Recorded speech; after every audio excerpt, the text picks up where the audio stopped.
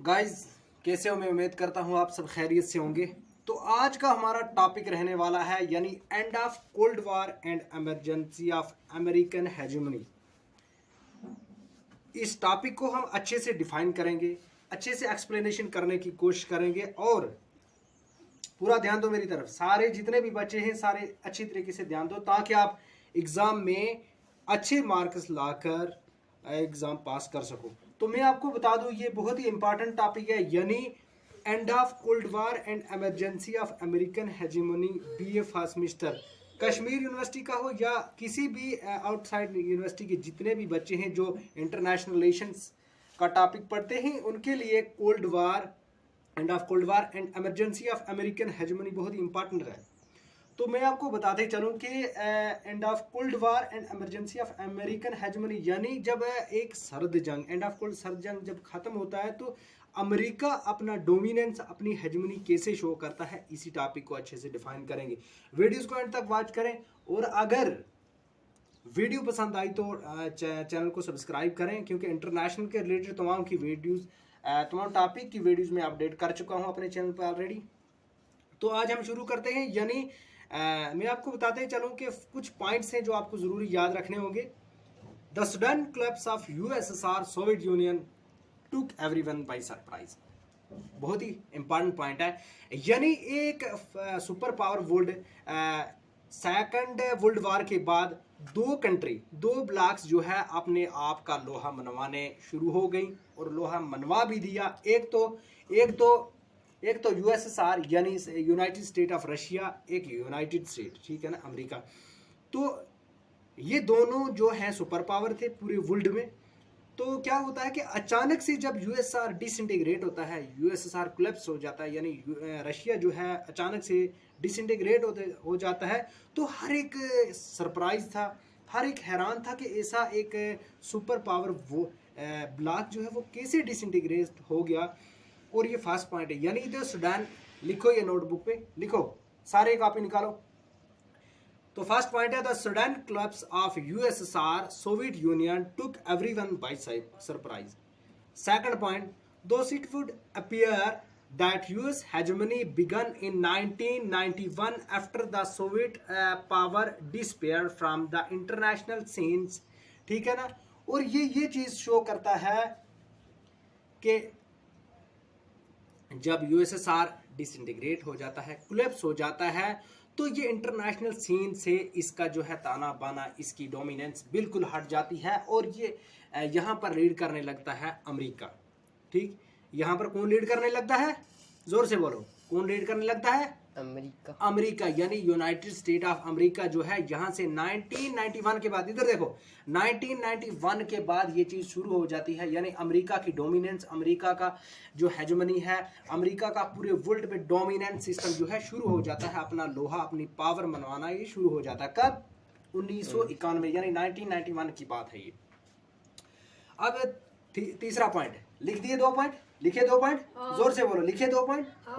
और तीसरा पॉइंट है इन अगस्त 1990, इन अगस्त 1990 यानी in August 1990 Iraq invaded Kuwait rapidly occupying and subsequently annexing it. क्या होता है? इधर देखो, इधर देखो, ध्यान दो। इधर क्या होता है कि जब 1990 में इराक का जो राजा था सद्दाम हुसैन, ठीक, वो बहुत ही पावरफुल राजा था, कोई आम राजा नहीं था, पॉइंट शुड बी नोटेड, बहुत ही खतरनाक राजा था। वो क्या करता है कि वो 1990 की बात है, वो अटैक करता है किस पे? कुवैत पे। कुवैत पे जब अटैक करता है तो वो कुवैत को बाय फोर्सली जो है अपनी पावर के जरिए जो है कुवैत को अंडर लेता है, वहाँ के लोगों को दबाव करके, वहाँ के लोगों पर अटैक करके उसको अपने अंडर ले लेता है। किसको? कुवैत को। किसको? कुवैत को। जोर से बोलो, किसको? कुवैत को। यानी इराक 1990 में अटैक करता है कुवैत पे तो उसको अपने अंडर ले लेता है। तो क्या होता है? After the series of diplomatic attempts failed in convincing Iraq to Kuwait it aggression, the united aggression, ठीक है ना, the United Nation mandated the liberation of Kuwait by force. और क्या होता है कि यूनाइटेड स्टेट ऑफ अमेरिका जो है उसको समझाने की कोशिश करता है कि ऐसा मत करो, पीछे हट जाओ, इन लोगों पर जुल्म मत करो। किस पर? कुवैत पर। लेकिन सदाम हुसैन ऐसा नहीं मानता, वो कहता है, वो भी एक पावरफुल राजा था, वो नहीं मानता है। तो अच्छा, फिर उसके बाद क्या होता है कि फिर यूनाइटेड स्टेट ऑफ अमेरिका जो है वो जो है मिलकर एक लिबरेशन चलाता है, एक फोर्स चलाता है, तो उसको फ्री करवाने की कोशिश करता है। किसको? Kuwait. For the UN, this was a dramatic decision. After a year of deadlock during the Cold War, the US President George H.W. Bush held the emergency of New World. और America के लिए ये point should be noted, इधर देखो, ध्यान दो, सारे लड़के ध्यान दो। और अमेरिका के लिए एक फर्स्ट टाइम था जब अमेरिका अपना लोहा मनवा गया, यानी उसने फर्स्ट वर्ल्ड ऑर्डर शो कर दिया, new world order. George H.W. Bush था उस वक्त का प्रेसिडेंट। कौन? George H.W. बुश उस वक्त अमेरिका का प्रेसिडेंट था। और वो ये मतलब न्यू वर्ल्ड ऑर्डर जो है वो शो कर देता है। तो क्या होता है कि a massive coalition force of 6,60,000 troops from 30 country, यानी 34 country fought against Iraq and defeated it in, ठीक, and what come to be known as Fast Gulf War।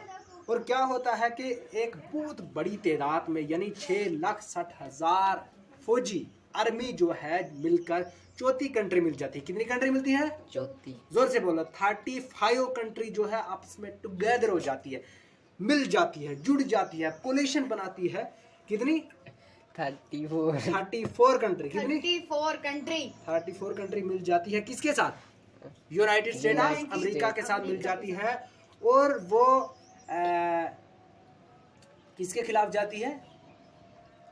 Iraq के खिलाफ, सदाम हुसैन के खिलाफ जाती है।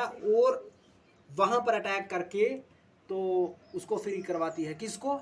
इराक को फ्री करवाती है। कुवैत को फ्री करवाती है। किसको? कुवैत को फ्री करती है। नहीं, हाँ, कुवैत को फ्री करवाती है।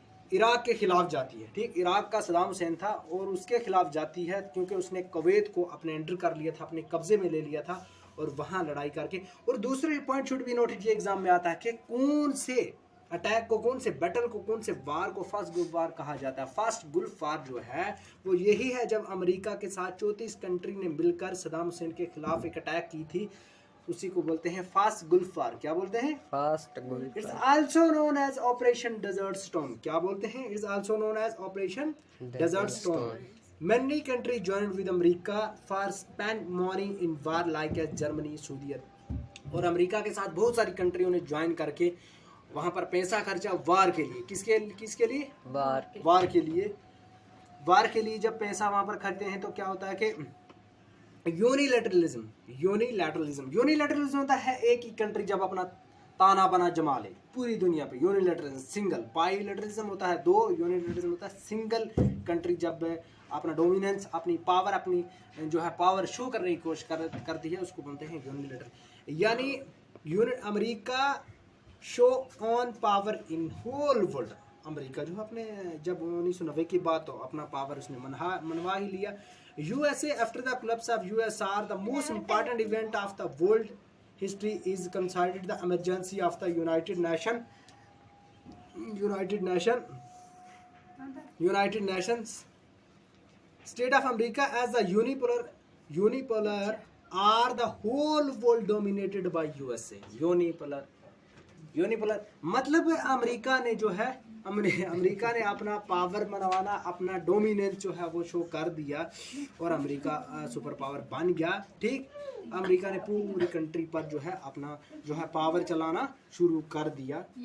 तो आज भी जो है अमेरिका एक वर्ल्ड डोमिनेटेड कंट्री मान जाते, मतलब वर्ल्ड पे डोमिनेट करती है, ठीक। Yes sir. तो कैसा लगा हमारा टॉपिक? बहुत ही अच्छा। अगर अच्छा लगा तो जरूर चैनल को सब्सक्राइब करें और जितनी भी वीडियोस अपडेट हो चुकी हैं इंटरनेशनल टॉपिक के रिलेटेड तो जाकर आप चेक कर सकते हो मेरे चैनल पर, ठीक। चैनल का नाम